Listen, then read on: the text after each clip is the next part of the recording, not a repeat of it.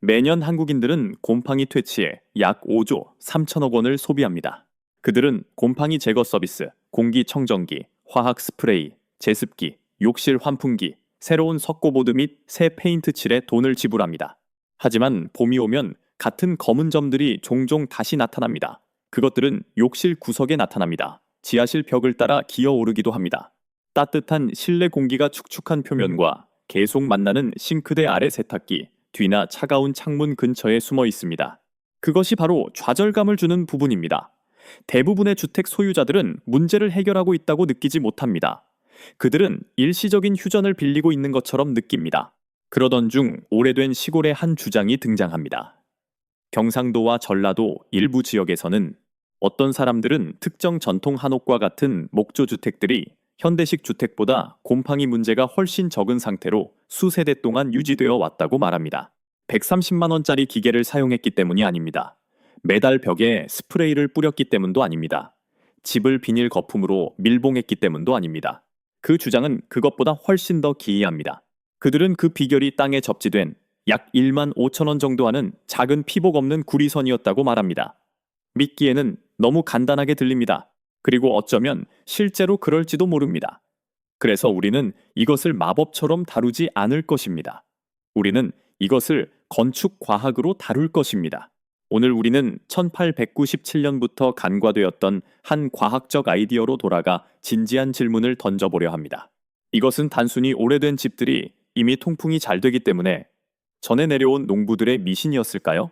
아니면 초기 건축가들은 현대 건축이 조용히 밀어낸 수분, 정전기, 구리, 그리고 포자에 대해 무언가를 이해하고 있었던 것일까요? 그리고 만약 수동적인 구리 접지가 곰팡이가 자리 잡고 자라도록 돕는 조건을 줄일 수 있다면 더 큰 질문은 훨씬 더 불편해집니다. 왜 현대 건축 문화는 그것에 대해 이야기하는 것을 멈췄을까요? 대부분의 사람들은 곰팡이가 어떻게 시작되는지 오해하고 있습니다. 그들은 눈에 보이지 않는 포자가 방안을 무작위로 떠다니다가 우연히 떨어지는 곳에 착륙하는 것을 상상합니다. 그것은 이야기의 일부일 뿐입니다. 곰팡이 포자는 작은 생물학적 입자이며 먼지, 꽃가루, 연기와 마찬가지로 수분, 공기 흐름 및 표면 전하와 상호작용할 수 있습니다.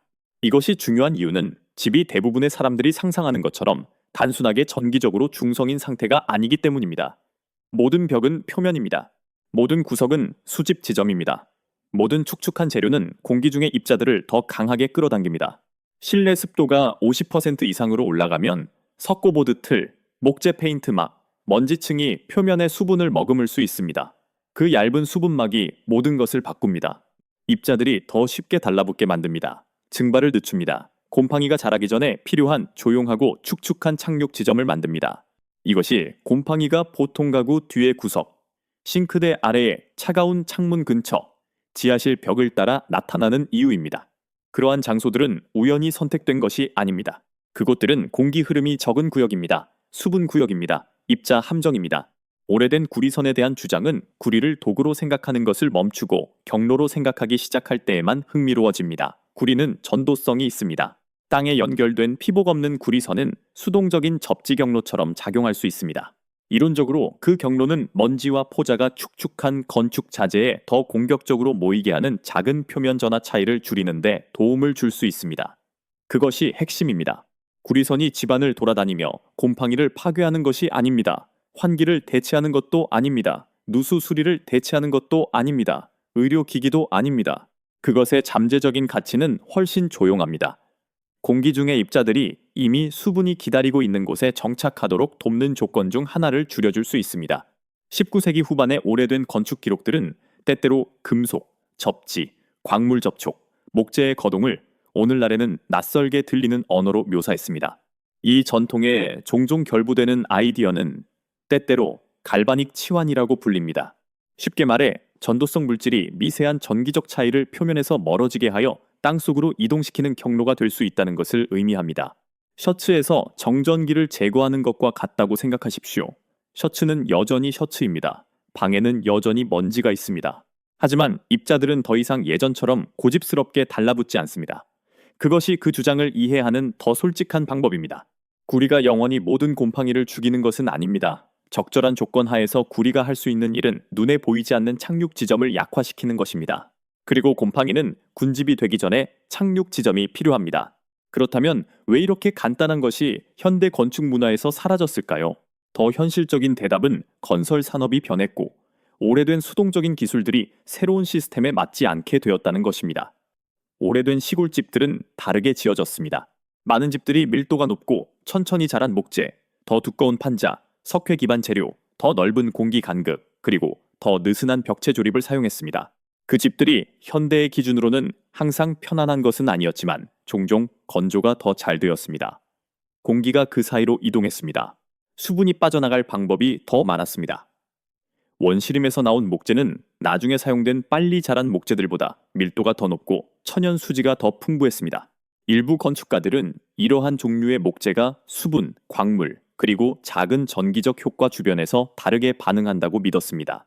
그것이 그 자체로 구리선 이론을 증명하는 것은 아니지만 오래된 기술이 현대의 밀봉된 상자 같은 집보다 오래된 집에서 더 효과적으로 보일 수 있는 이유를 설명하는 데 도움이 됩니다.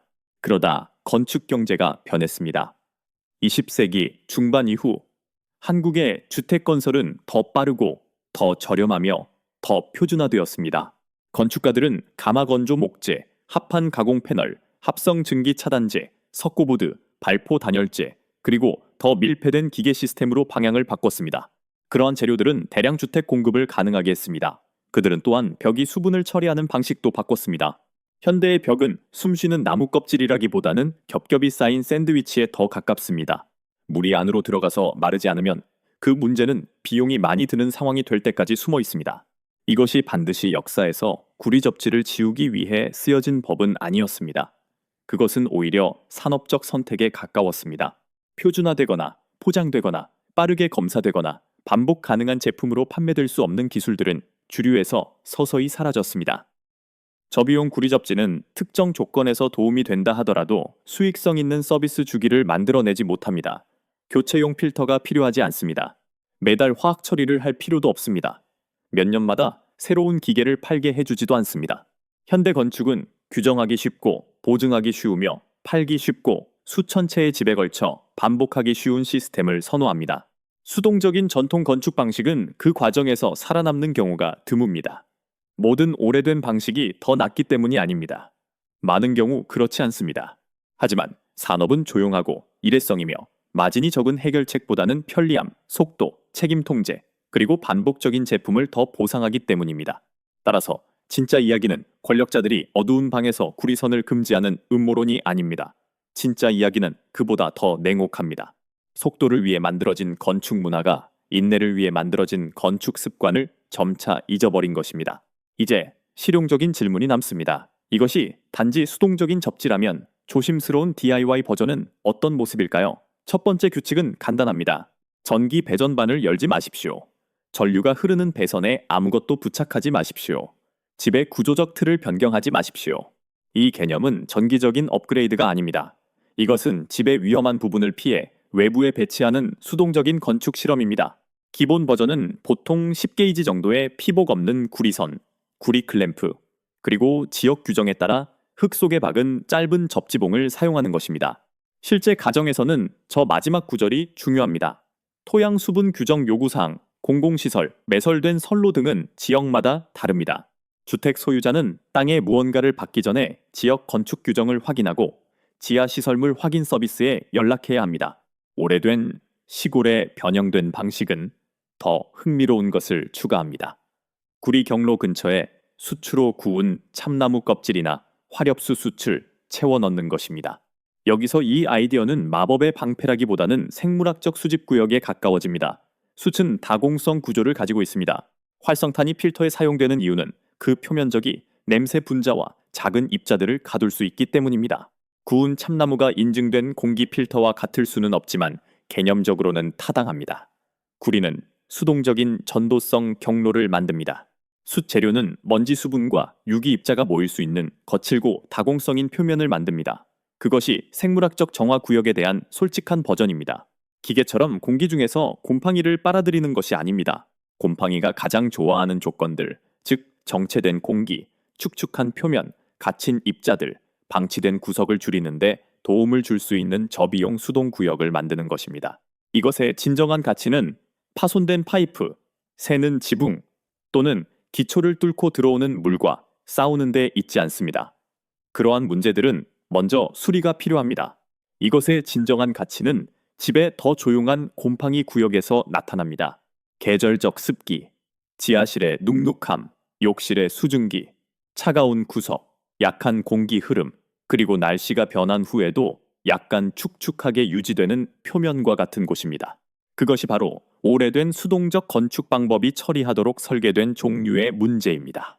재난도, 홍수도, 구조적 결함도 아닌 단지 계속해서 돌아오는 수분의 느린 압력입니다. 그러한 환경에서 접지된 구리 경로는 수동적인 방어막처럼 작용할 수 있습니다. 그것이 환기, 청소, 햇빛 또는 제습을 대체하지는 않습니다. 하지만 포자가 정착하고 자라도록 돕는 또 다른 조건 하나를 줄여줄 수는 있습니다. 그리고 때로는 건강한 집이 하나의 비싼 기계로 보호되는 것이 아닙니다. 여러 개의 조용한 보호막들이 함께 작용하여 보호하는 것입니다. 때로는 가장 진보된 해결책이 미래에 기다리고 있는 것이 아닙니다. 그것들은 스마트 센서도 없고 밀봉된 플라스틱 벽 시스템도 없으며 모든 방에서 돌아가는 비싼 기계도 없던 사람들이 쓴 19세기의 먼지 쌓인 농업 기록 속에 묻혀 있습니다. 구리선은 기적이 아닙니다. 진정한 교훈은 구리보다 더 큽니다. 건강한 집은 숨을 쉬고 건조되고 배수되며 주변 기후와 스스로 균형을 맞춰야 합니다. 건축가들이 그것을 잊을 때 주택 소유자들은 같은 문제에 대해 계속해서 비용을 지불하게 됩니다. 그러니 여러분의 집을 살펴보십시오. 몇 년도에 지어졌으며 어느 구석에 곰팡이가 가장 많이 생기나요? 욕실인가요? 지하실인가요? 창틀인가요? 아니면 세탁실인가요? 여러분, 집의 연도와 구조가 곰팡이가 계속 다시 생기는 이유를 밝혀줄 수 있으니 아래에 댓글을 남겨주세요. 그리고 다음 시간에는 우리 옛 조상들의 또 다른 전통화학 비법을 해독해 볼 것입니다. 왜 일부 건축가들이 수도 시스템 주변에 나무재를 사용했는지, 그리고 그것이 미네랄, 여과, 현대 홈 기술에 대해 무엇을 말해주는지 알아볼 것입니다. 오래된 집에는 여전히 배울 교훈이 남아있으니 구독해 주세요.